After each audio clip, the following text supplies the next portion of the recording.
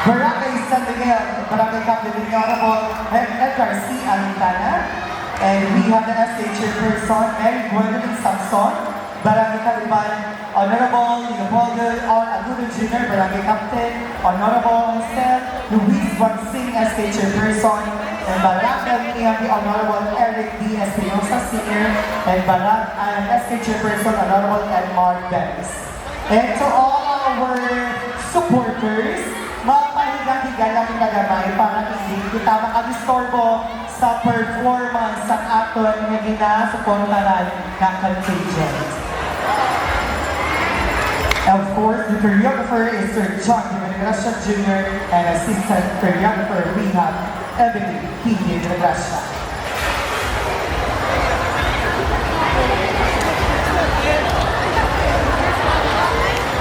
And later, kita sa atin ng pa-fireworks display ni Mayor at 7 p.m. And sa tanan, kanina competition, will be awarding, atin na awarding karon dito sa atin nga festival stage at 7 p.m. sa tanan na competition.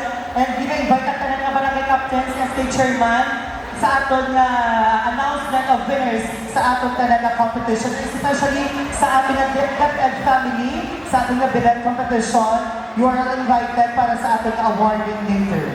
And after that, we have mayonnaise. So, magsinadya kita karon. Banwa sa gugma, banwa kung amulsya. Ang mulsya, ang banwa sa patutuon na gugma sa kadamuon sa mga panaysayo. Nahanungod sa istorya sa banwa sa mulsya, may aratid sa pinakapinasahi sa tanan. Ini amo ang istorya sa putli nga gugma sa makagugma nga nagsugod sa halin sa pagkinabuhay kada Domingo sa banwa sa Murcia. Ang ini nga istorya nagpanugod sa isa ka aga sa Domingo nagpangapi si Goryo sa isa ka kapiyang sa banwa o sa diin si Melda amo ang nagserve sa iya sa pinaka-espiso at sa boroso nga kapi nga produkto halin sa barangay Rian, kalipati sa inisang mananamnap na mga ibos sa butong sa Murcia. Namigit ang hamba ni Goryo, pamudiri na ukaw ang balatsyador sa isa ka isa. Sumugod sa to, pwede na si Goryo ang nagapamasya na sa lugar ni Melda kung sa diin siya kaupol at sa iya mga amigo ang nagadala sa gitara para magharana kung magkanta sa iya paghigugma. Si Melda naman ang makasabi na makita sa kilid sa suba sa Caliban na nagapanlaba kaupol sa iya mga amiga na nagasuluganay kag naginadawanay dugang pa pero makita sa kilis na suba ang mga babae at lalaki na nagapang-aya pangpala sa product na balas. Kung isa si Melda ang mga nagasaka sa ibabaw ang pag-isaniyan para magkunig sa pagkuha sa mga dekalidad na bulang. Sa makasabi man sila ni Goro ug Melda ang mga tulong sa Barangay San Miguel para magpamakal sa pinakamantamis na produktong masabing kagabi na kanarupon. Nadabot ang Domingo nga adlaw sa pagkinabuhay sa pagpanigas sa tanan, ini naging espesyal tungod ipakita ni Goryo ang iya tuman kadako magugma sa iya pinalanggang na babayi sa kini ang nagluhod na naghatag pakasal sa tungma sa tinda. Ho! Mapakasal ako! Ang dako kasabat ni Melda na dinastadya sa bilog ng tinda kay sa bilog kumursa bagod sa matawis na gugma kay gipakita sa magkahagugma. Dako ang kasal na ponsyon ang ginihiwag sa indalog sa bugay kakahimayaan ni Immaculada Concepcion na nagtubay at nagahatag sa walang untat na gugma sa tanyan ng Murciahanan. Galing ka mo among ginaibitan para saksihan ang istorya na naghurma sa Lakbanwa sa Murcia. See the reimagined love story of Tinabuhay Festival. Dali na kag magtinabuhay kita. Coming from Barangay San Miguel, Barangay Caliban, and Barangay Rian, San Camilo!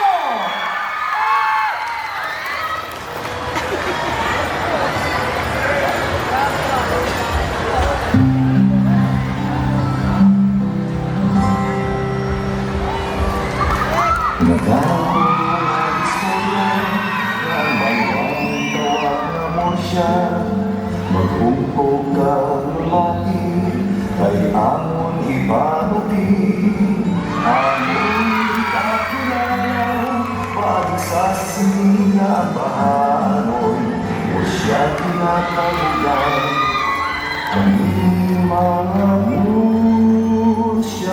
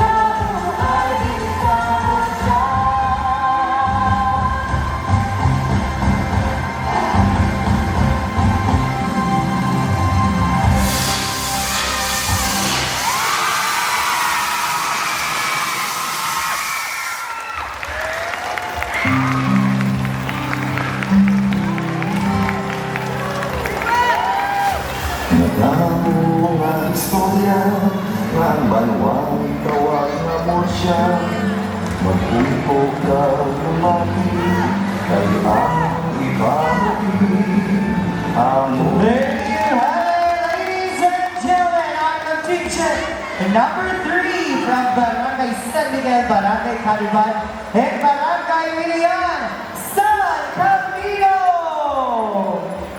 Bigay, ba't na may mga kapitan, nagparang na station per, hindi na ka maglakata, sige na, sa ka, malakata ka mo